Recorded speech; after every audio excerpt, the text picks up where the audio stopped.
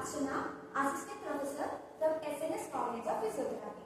So we have discussed about the structure of glenohumeral joint in the last video. So today we are going to see about the kinematics of the glenohumeral joint. So basically when we talk about the kinematics, what is kinematics? Kinematics is nothing but it is the motion that is happening inside your glenohumeral joint. So this kinematics is again divided into arthrokinematics as well as osteokinematics. Now we will see what is osteokinematics and what is arthrokinematics. So first we will see about the osteokinematics. From the name only it suggests that osteo means what? It is bone, and kinematics means what? It is motion. So osteokinematics in simple terms it is the movement of the bone. So we will see what are the movements that is present in the glenohumeral joint.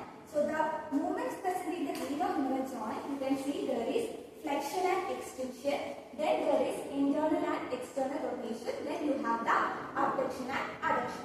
Okay, so while you see the flexion and extension, the plane that this movement is occurring is sagittal plane, and you can see the internal and external rotation that is happening in the axial plane, and abduction and adduction you can see the plane that happening is frontal plane. So these are the major 3 degrees of freedom that is happening in your glenohumeral joint. So these are the osteokinematics movements present in your joint.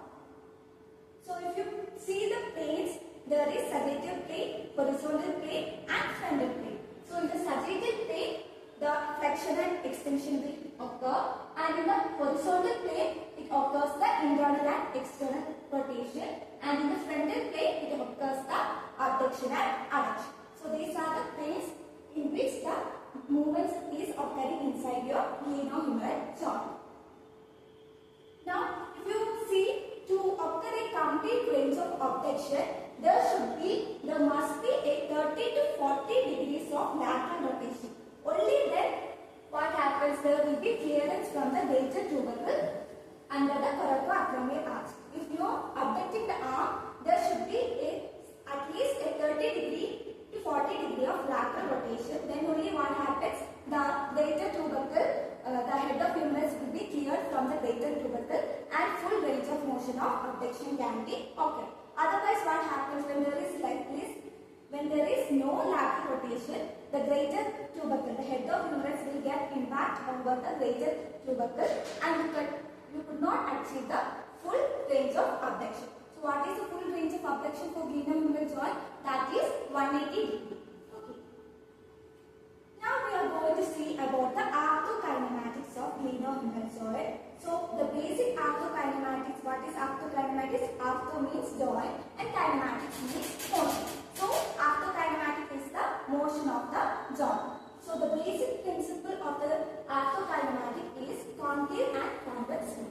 So here you can see the concave and convex clearly that says that convex humeral head will move around the concave glenoid fossa.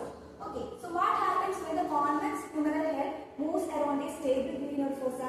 You can see the head of humerus will be moving upward, and what happens? The head of humerus will be sliding inferiorly. So the movement will be happening similar to the movement of the bone. So the head of humerus will be moving in the same direction of the osteokinematic movement, and the sliding will be occurring in the opposite direction. There will be inferior sliding and rolling will be upward during abduction or flexion.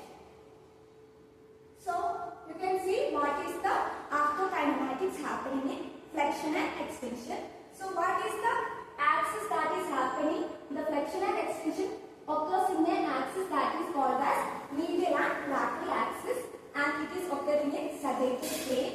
So the motion how it occurs, the humeral head will spin over the glenoid with flexion and extension. So these are the arthrokinematic movement that is happening inside your glenohumeral joint. Now you can see about the size and the movement pattern that occur in your glenohumeral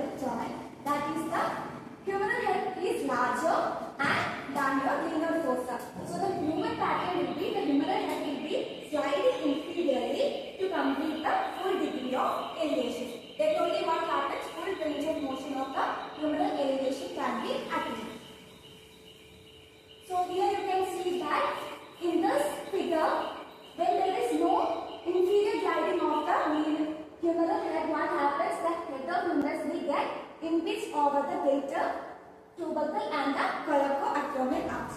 But when there is full inferior sliding and upward rolling, what happens? There is full elevation of the arm can be achieved. So this is all about the arthrokinematics of glenohumeral joint. Okay. So we will see about the dynamic and static stabilizing mechanism in the next video. Thank you.